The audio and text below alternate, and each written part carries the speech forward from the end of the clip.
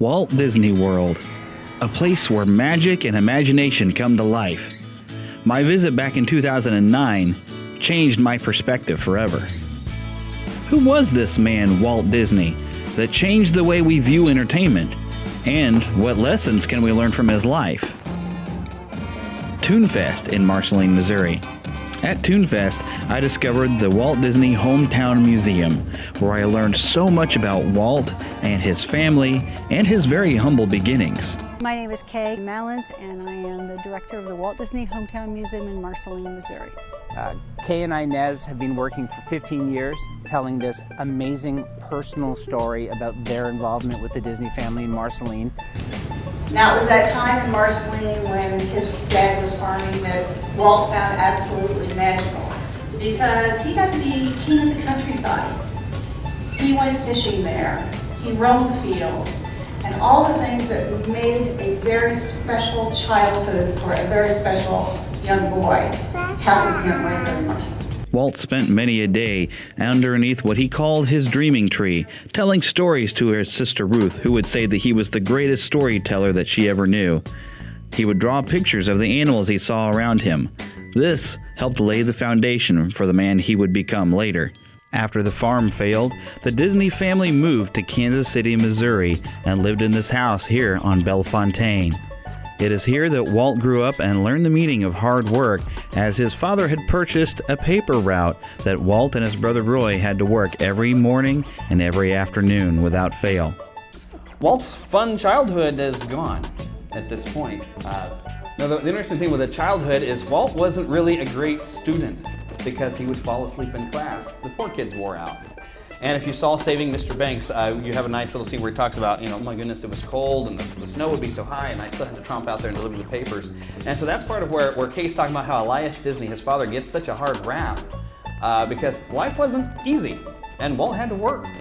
It was here that he saw a silent film about Snow White and the Seven Dwarfs, a silent film about Peter Pan, a silent film about Alice in Wonderland. And that really stirred his imagination and certainly impacted some of the choices that he made much later in life. But you can really look at Kansas City as being like birthplace of a lot of our great animation. And if perhaps the company that we're about to talk about had gone further, we might be the central hub of animation right here. Right here outside of the original Laughogram Studios here in Kansas City. The building's still here. It's not really the nicest neighborhood out here anymore. But this was Walt Disney's studio.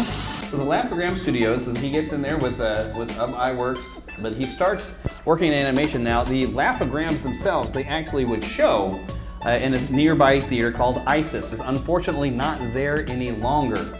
But they were commentating on a lot of the news of the day from the Kansas City Star. They would do a little cartoon kind of satirical about a lot of things. Walt Disney's Laughogram Studios unfortunately was an unsuccessful business. But Walt didn't give up. He moved to California and joined with his brother Roy to create the Walt Disney Studios that we know. He actually had a contract from a lady in New York to create 56 more of the Alice comedies, which he had created the first one at the Laughogram Studios. After a while, he decided in 1927 he wanted a new character. So, Charles Mintz over at Universal allowed him to create a character called Oswald for Universal.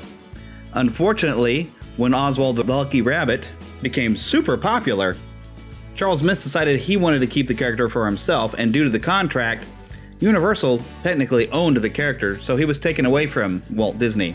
So then on the ride home, on a train, going back to California, Walt remembers a mouse he had met at the Laughogram Studios in Kansas City.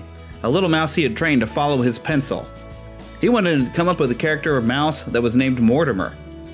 When he got home though, his wife Lillian said, "Mortimer's not a good name, but Mickey's a really great name for a mouse character." So what did I learn from all this? Never ever give up, and it doesn't work one way, try it another way. And I truly think he got that from his dad. I think Elias gets a bad rep for being kind of a hard guy, but Walt learned the lessons from him that you never give up. When I was young, I often recorded myself on a little tape, pretending I had a show of my own.